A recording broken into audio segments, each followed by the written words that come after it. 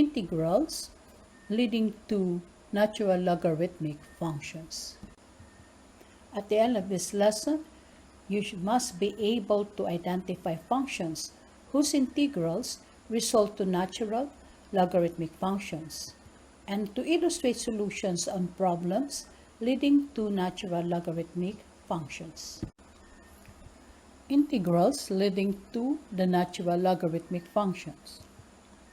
Recall that the differential of ln u is given by du divided by u, so that evaluating the integral of both sides would give the integral of du over u is equal to the integral of the differential of ln of u. Or, we have this formula, that the integral of du divided by u is equal to ln of the magnitude of u plus c, where u is not equal to 0. The use of the absolute value symbol there, which has ensured that the argument of the log function considered would always be positive.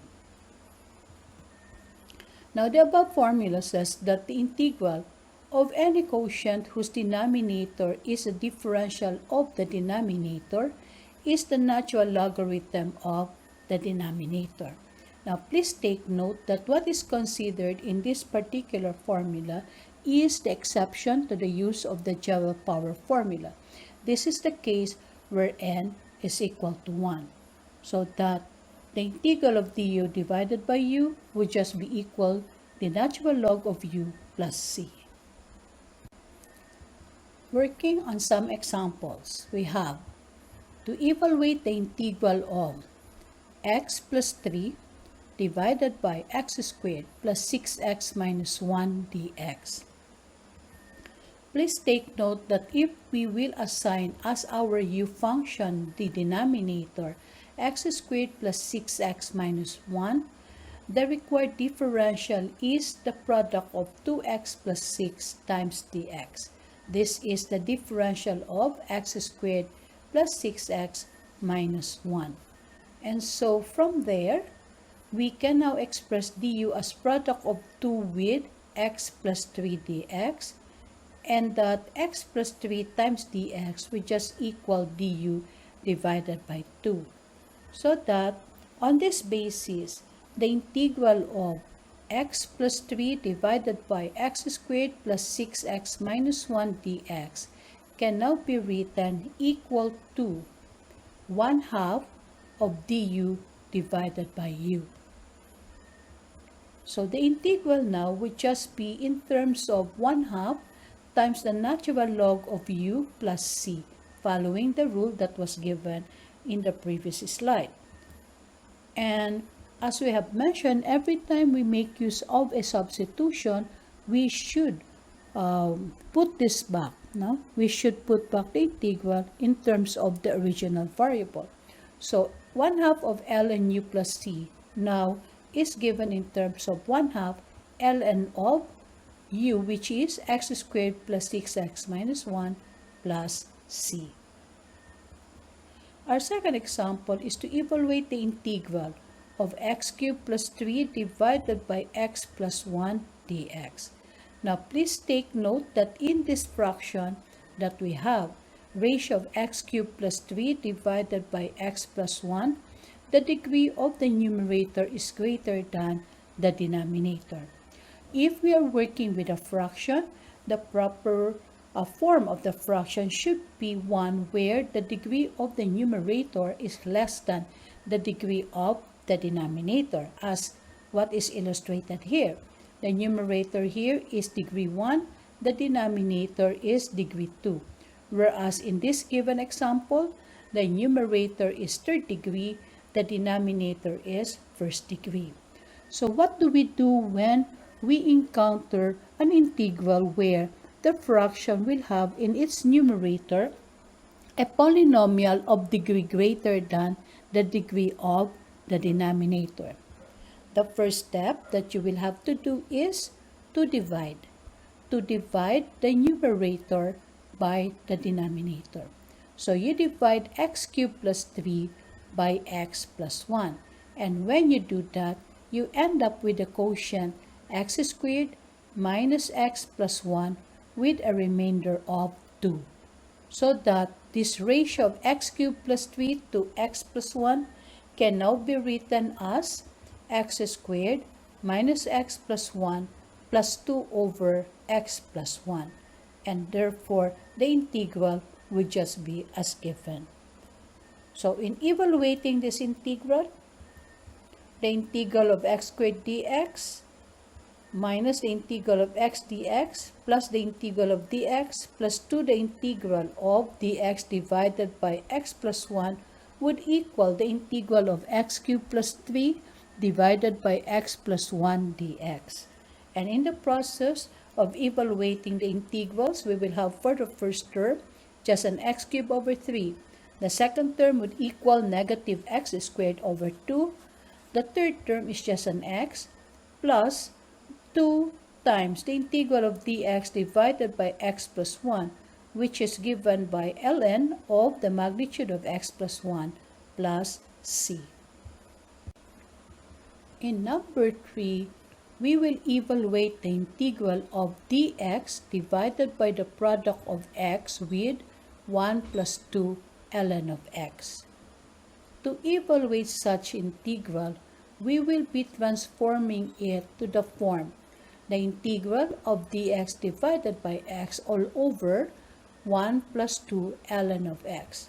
This is obtained by dividing both members of the fraction by x.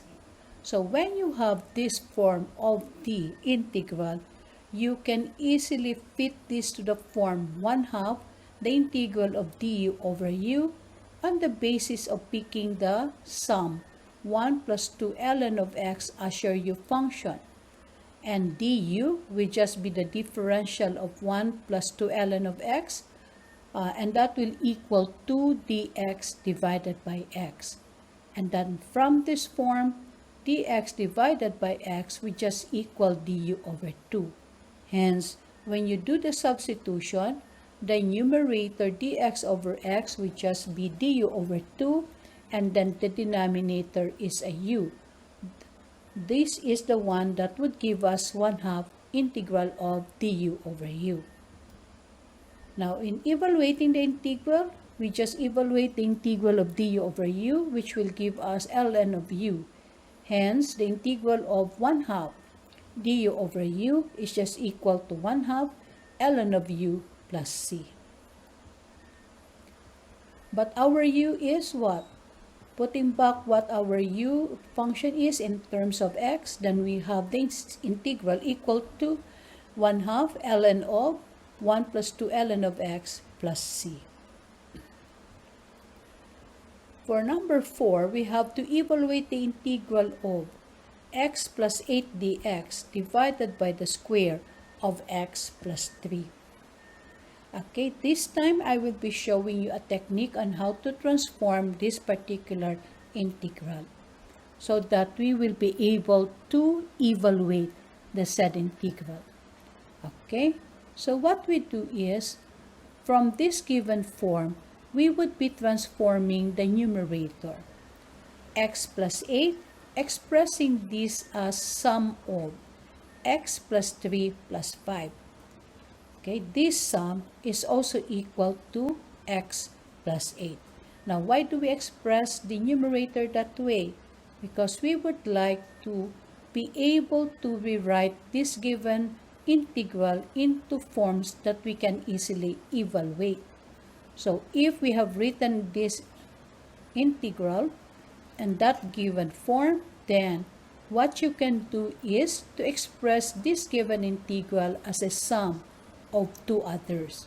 So one integral will be the result of dividing x plus 3 by the square of x plus 3. That's what you have here. The second term is due to the ratio of 5 to the square of x plus 3. So that this given integral is now expressed as sum of two integrals. The integral of x plus 3 dx divided by the square of x plus 3 plus the integral of 5 dx divided by the square of x plus 3. Where the first term can be simplified just to the integral of x divided by x plus 3, with the second term written as 5 times the integral of x plus 3 to the negative 2 dx. If you have written the integral in this form, then picking on u to be x plus 3, du will just be a dx, and you can easily verify that this integral fits the form du divided by u. As to the second term, the evaluation of the integral would be done using the general power rule, where the base u is x plus 3, the exponent is negative 2. So evaluating now this integral, we will have, for the first term, it's just the natural log of x plus 3 plus 5 times the integral of x plus 3 to the negative 2 dx. And then, if this is done using the general power rule, the integral would just be equal to u, that's x plus 3 to the n plus 1. So negative 2 plus 1 is negative 1 divided by that exponent of negative 1.